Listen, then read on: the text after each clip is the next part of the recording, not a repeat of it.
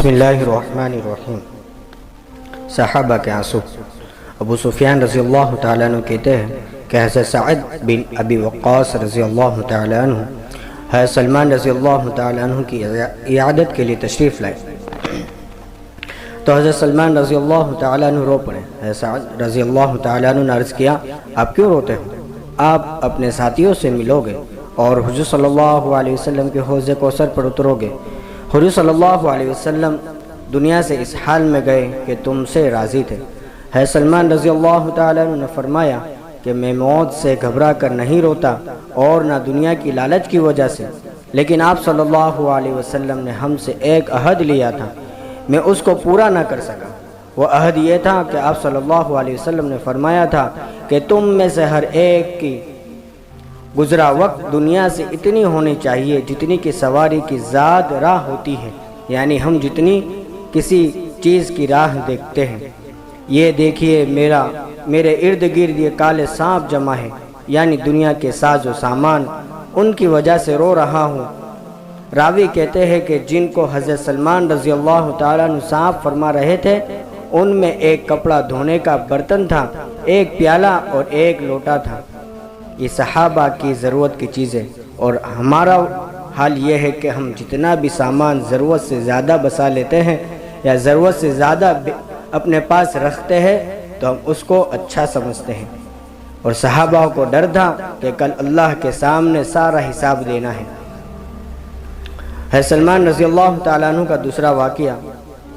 حضرت سلمان رضی اللہ تعالیٰ عنہ فرماتے ہیں کہ میں ہدایت کی تلاش میں، یعنی اسلام قبول کرنے سے پہلے کی بات، کہ میں ہدایت کی تلاش میں شہر در شہر ملک در ملک پھرا، یہودی اور نصارہ کے احبار یعنی ان کے پادری، ان کے پنڈت رہبانیوں کے پاس گیا، لیکن مقصد حاصل نہ ہوا۔ ایک شخص نے مجھ سے کہا کہ ایک کھجور والی زمین یعنی عرب والی زمین، اس جگہ خدائی تعالیٰ کے آخری نبی آئیں گے، آپ وہاں چلے جائیں۔ کہتے ہیں کہ میں ایک قافلے والوں کے ساتھ چلا، انہوں نے مجھے غلام بنا کر بیچ دیا۔ میں اپنے آقا کے باغ میں کام کر رہا تھا اور کھجور پر چڑھا ہوا تھا، یعنی کھجور کے درخت پر۔ میرے آقا کے چچا کا بیٹا آیا اور اس نے کہا، اللہ تعالیٰ فلاں قبیلے کو ہلاک کرے، میں ابھی ان سے گزر کر آ رہا ہوں۔ وہ ایک شخص کے ارد گرد جمع ہے جو مکہ سے آیا ہے اور گمان کرتا ہے کہ وہ نبی صلی اللہ علیہ وسلم ہے۔ فرماتے ہیں، خدا کی قسم جب میں نے یہ بات سنی تو مجھ پر خوشی طاری ہو گئی اور میں کھجور کے درخت سے فوراً نیچے آ گیا۔ قریب تھا کہ میں گر پڑتا اور میں تیزی سے اترا اور میں نے آتے ہی کہا، کیا بات ہے؟ اس نے میرے ایک تھپڑ مارا اور کہا، جا تو اپنا کام کر۔ فرماتے ہیں کہ میں اپنے کام پر چلا گیا۔ جب شام ہوئی تو میں نے کھجوریں جمع کی اور آپ صلی اللہ علیہ وسلم کی خدمت میں حاضر ہوا، کیونکہ میں نے سن رکھا تھا کہ وہ نبی، اللہ کے نبی ہدیہ قبول کرتے ہیں، صدقہ نہیں کھاتے، اور ان کے کندھوں کے درمیان مہر نبوت ہے۔ اور عرض کیا، میں نے سنا ہے کہ آپ نیک سیرت انسان ہیں اور آپ کے ساتھ آپ کے ساتھی ہیں جو حاجت مند ہیں، یعنی ضرورت مند ہیں، اس لیے یہ صدقہ ہے۔ یہ کہہ کر میں نے پیش کر دیا تو آپ صلی اللہ علیہ وسلم نے اس کو ہاتھ نہیں لگایا۔ صحابہ سے فرمایا، کھاؤ۔ انہوں نے کھایا۔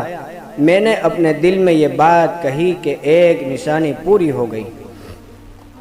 پھر میں لوٹ آیا اور کچھ جمع کر کے چند روز بعد حاضر خدمت ہوا، یعنی اللہ کے نبی صلی اللہ علیہ وسلم کے پاس پھر سے واپس آئے اور عرض کیا، میں آپ لوگوں سے محبت کرتا ہوں اور ہدیہ لے کر حاضر ہوا ہوں، یہ صدقہ نہیں ہے۔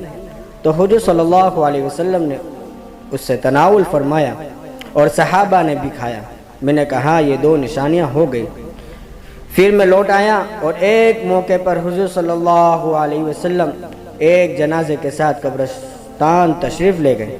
اب صلی اللہ علیہ وسلم کے ارد گرد آپ کے ساتھی تھے۔ میں نے سلام کیا اور دائیں بائیں گھومنے لگا تاکہ مہر نبوت کو دیکھوں۔ پس حضور صلی اللہ علیہ وسلم نے میرے ارادے کو جان لیا اور اپنی چادر مبارک کو کندھے سے اتار دیا۔